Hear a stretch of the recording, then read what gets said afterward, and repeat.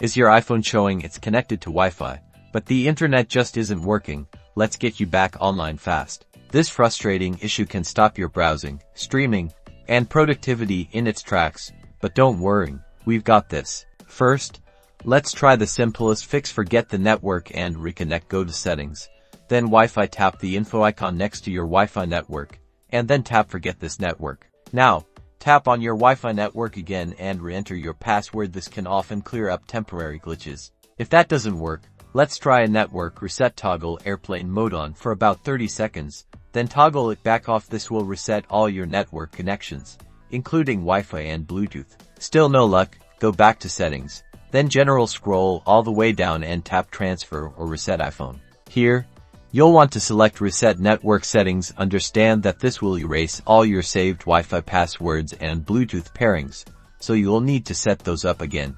If none of these steps work, it might be your router. Try restarting your Wi-Fi router by unplugging it for about 30 seconds and then plugging it back in.